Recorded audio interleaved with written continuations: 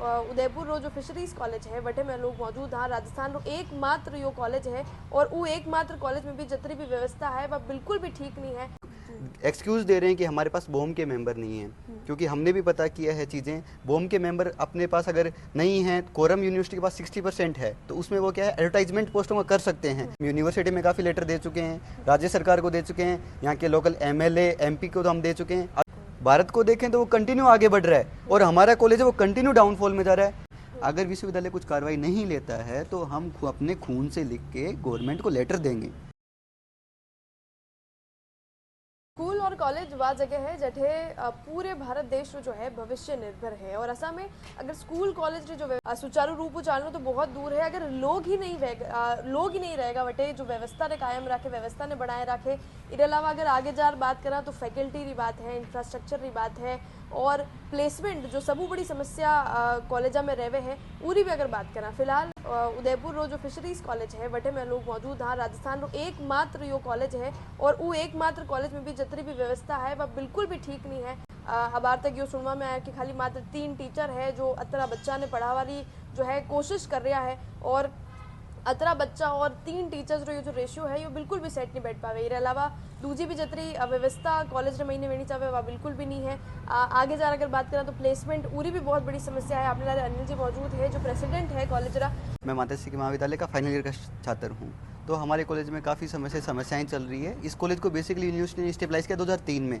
2003 से देखें तो अभी तक काफ़ी टाइम हो चुका है, 20 वर्ष से भी ज़्यादा कॉलेज को हो चुके हैं और राज्य सरकार से मान्यता प्राप्त की हुई 15 वर्ष से ज़्यादा हो गए हैं। तो कॉलेज ने गत वर्ष पहले ICAR से मान्यता प्राप्त की, ये कॉलेज के लिए काफ़ी हर्ष का विषय है। उसके साथ में कॉलेज पहले एक डिपार्टमेंट था तो उसकी कुछ पोस्टें थी वो हमने ट्रांसफ़र कराई हैं इधर। अभी आपने देखा हो थोड़े दिन पहले दैनिक भास्कर का एक इंटरव्यू आया था, उसमें हमारे VC साहब कह रहे हैं कि हमने 5 पोस्टें ट्रांसफ़र कराई हैं। वो ट्रांसफ़र तो हो गई हैं, वो सितंबर में हो गई थी, बट उनके ऊपर विज्ञप्ति अभी तक जारी नहीं हुई है। एडवर्टाइजमेंट जो प्रोसेस है उसमें वो एक एक्सक्यूज़ दे रहे हैं कि हमारे पास बोम के मेंबर नहीं हैं, क्योंकि हमने भी पता किया है चीज़ें। बोम के मेंबर अपने पास अगर नहीं हैं, कोरम यूनिवर्सिटी के पास 60% है, तो उसमें वो क्या है एडवर्टाइजमेंट पोस्टों का कर सकते हैं। वो सिर्फ भर्ती की प्रक्रिया स्टार्ट नहीं कर सकते हैं, भर्ती जब करेंगे जब उनको बोम 100% चाहिए होता है। तो अगर वो इस प्रोसेस को स्टार्ट करेंगे 1 महीना तो फॉर्म फिलिंग में लग जाएगा, जब तक गवर्नमेंट है बोम के मेंबर्स नॉमिनेट कर देगा। बट 2021 का मेरा यहाँ एडमिशन है, उस टाइम से अभी तक मैं कंटिन्यू प्रयास कर रहा हूँ जिसमें हमें कोई भी सफलता हासिल नहीं हुई है। हम यूनिवर्सिटी में काफ़ी लेटर दे चुके हैं, राज्य सरकार को दे चुके हैं, यहाँ के लोकल MLA MP को तो हम दे चुके हैं। अभी रिसेंट में अभी 21 तारीख को यूनिवर्सिटी का कॉन्वोकेशन था, उस पर हम राज्यपाल महोदय आए थे, उनसे हमने मुलाकात की, उन्होंने काफ़ी हमें पॉजिटिव रिस्पॉन्स दिया। उसके बाद हम उप मुख्यमंत्री जी से मिले, उनसे मुलाकात की, उनको इस चीज़ से अवगत कराया। साथ में हमारे जवाहर सिंह जी मैडम जो फिशरीज के मंत्री हैं उनको हमने अवगत कराया। उनको तो अभी तक ये भी नहीं पता था कि कॉलेज के कोई मातेश्री की कॉलेज भी एग्जिस्ट करता है राजस्थान में। काफ़ी ऐसे स्टेट हैं वहाँ देखोगे आप 3 से 4 कॉलेज फिशरीज के चल रहे हैं, वो वेल मेंटेन्ड फैकल्टी। अब ICAR के नॉर्म्स के अकॉर्डिंग अपन बात करते हैं तो 38 तो अपने को टीचिंग स्टाफ चाहिए होता है, 25+ अपने को नॉन टीचिंग स्टाफ चाहिए होता है। और हमारी कॉलेज की अगर बात करें तो मात्र 2 परमानेंट स्टाफ हमारे पास है। अब आप सोच सकते हैं कि 2 परमानेंट स्टाफ से किसी कॉलेज को चलाना कैसे पॉसिबल है।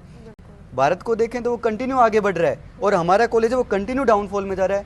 पहले कॉलेज में PhD था, PG था, उन दोनों कोर्सेज को इन्होंने 0 सेशन स्टार्ट कर दिया है। अब हमें कोई विश्वास नहीं है कि आगे ये UG को कंटिन्यू कर पाएंगे या नहीं कर पाएंगे। पहली बात तो राजस्थान में एक कॉलेज और ऊपर से ही ये ऐसी व्यवस्थाएं चल रही हैं, तो स्टूडेंट हैं काफ़ी निराश महसूस कर रहे हैं अपने आप को और कोई भी हमें सफलताएँ नहीं मिल पा रही हैं। साथ में कॉलेज को 15 वर्ष से ज़्यादा हो गया राज्य सरकार से मान्यता प्राप्त की हुई, फिर भी यहाँ पे छात्र और छात्राओं दोनों के लिए हॉस्टल की फैसिलिटी नहीं है। जो पूरे राजस्थान में क्या है एग्रीकल्चर गर्ल्स को फेलोशिप दी जाती है, तो उसके अंदर फिशरीज भी एक एलाइड सेक्टर है जिसमें होम साइंस, डेयरी, इन सभी कॉलेज की गर्ल्स को स्कॉलरशिप दी जा रही है, फेलोशिप।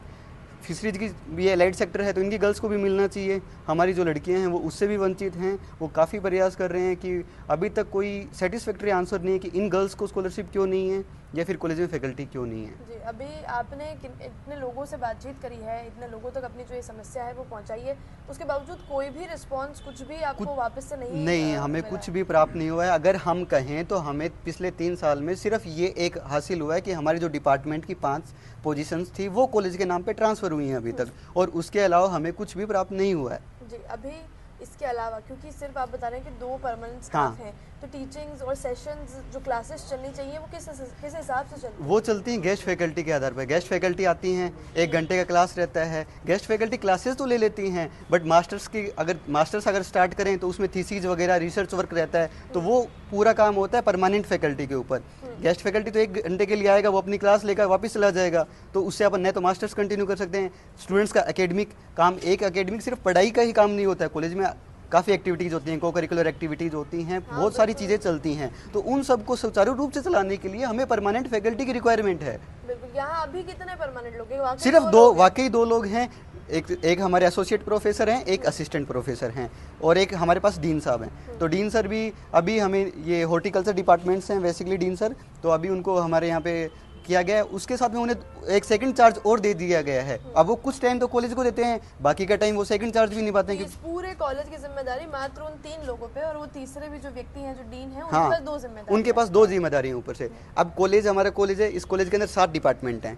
तो जैसा कि आपको पता होगा, प्रोफेशनल डिग्री है, प्रोफेशनल डिग्री में ईच डिपार्टमेंट में एचओडीज होते हैं। तो इस कॉलेज में क्या है, एक ही जो स्टाफ है उसके पास 3-3, 4-4 चार्जेज हैं। अब वो डिपार्टमेंट का चार्ज संभालें, वो एकेडमिक काम देखें, वो स्टूडेंट की स्टडी देखें, वो क्या क्या चीज़ें करें। वो तो ऐसे में 2 लोग हैं, पढ़ाई तो बिल्कुल हो ही नहीं रही होगी मेरे हिसाब से, ना के बराबर, और फिर पढ़ाई ही नहीं हो रही तो उसके बाद प्लेसमेंट तो एक बहुत बड़ी समस्या है। बिल्कुल, बहुत बड़ी समस्या हमारे स्टूडेंट्स के लिए प्लेसमेंट की। अब हम महाविद्यालय के जो डीन साहब हैं, विश्वविद्यालय के जो वीसी सर हैं, उनको हम अवगत कराए। गत वर्ष क्या हुआ, फूड सिक्योरिटी ऑफिसर का एक एग्जाम होता है, उसमें गवर्नमेंट ऑफ इंडिया ने फिशरीज और होम साइंस को एलाइड सेक्टर मानते हुए एग्रीकल्चर का, उन्होंने उसमें हमें एलिजिबल किया। अब हम ही नहीं कह रहे कि आप एटलीस्ट राजस्थान सरकार में ये एक लेटर तो भेजो कि भाई जैसा भारत सरकार ने किया वैसा आप भी इसको कंसीडर करो कि एलाइड सेक्टर्स हैं। तो एलाइड सेक्टर हमारे बच्चों के लिए एक अलग से भविष्य में जाने के लिए एक रोजगार खुले, बट उस पर भी महाविद्यालय विश्वविद्यालय की तरफ से अभी तक कोई भी लेटर नहीं गया है। अभी हम इतने प्रयास कर रहे हैं, इस प्रयास के दौरान हमें धमकियाँ और आनी स्टार्ट हो गई हैं, अगर तुम ऐसे ही करते रहे तो महाविद्यालय हम बंद कर देंगे। अब महाविद्यालय बंद कर तो हो ही नहीं सकता है, आईसीआर से मान्यता प्राप्त है, इतने स्टूडेंट हमारे thousands of students pass out हो चुके हैं, तो ऐसे में स्टूडेंट्स क्या करें। नहीं किया। अभी कितने बच्चे एवरेज अगर हम देखें तो एवरेज हमारे पास 100 से 120 बच्चे अभी हैं, और 3 आपके पास जो है स्टाफ है, परमानेंट स्टाफ है। में अब आप सबसे बातचीत कर चुके हैं और अभी तक कोई भी पॉजिटिव रिस्पांस नहीं मिला है, तो आगे एज ए स्टूडेंट, क्योंकि रिप्रेजेंटेटिव आप हैं, तो क्या आगे का आपका रहने वाला है एक्शन? हमारा आगे का स्ट्रेटेजी ये है कि अभी हम लेटर लिख के देंगे डीन साहब को, 15 दिन का या 10 दिन का अल्टीमेटम देंगे, जिसके अंदर वो एक सुचारू रूप से अगर वो कुछ कार्रवाई करते हैं, विश्वविद्यालय कुछ कार्रवाई करता है, जब तो हम आगे कुछ स्टेप्स नहीं लेंगे। अगर विश्वविद्यालय कुछ कार्रवाई नहीं लेता है तो हम अपने खून से लिख के गवर्नमेंट को लेटर देंगे। उसके अलावा हम अनशन पर बैठेंगे, काफ़ी कुछ चीज़ें हमने प्लान की हैं। अगर गवर्नमेंट ये हमारी बात नहीं मानती है तो छात्रों को काफ़ी आक्रोश उनको सहन करना पड़ सकता है।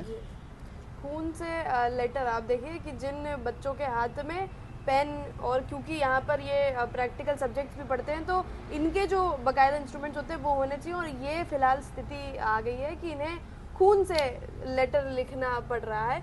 खून से लेटर ये जो लिख रहे हैं ये अभी कहाँ तक लिखने वाले हैं और क्या रहने वाला है इसका हमारा रहेगा, हम एक तो सीएम को लिखेंगे, एक विश्वविद्यालय के कुलपति को लिखेंगे, एक साथ में फिशरीज मिनिस्टर को लिखेंगे हम, क्योंकि यही इनों के हाथ में भागदौड़ है। और सबसे ज़्यादा भागदौड़ अगर कॉलेज की किसी के हाथ में है तो वो है वीसी के पास होती है, किसी कॉलेज को चलाना। अगर अपन विश्वविद्यालय में 10 कॉलेज आते हैं तो अपन प्रत्येक कॉलेज को, प्रत्येक उनको सभी को इक्वल हिसाब से देखें, न कि अपन किसी 2 कॉलेज को लेकर यूनिवर्सिटी को आगे बढ़ाते रहें।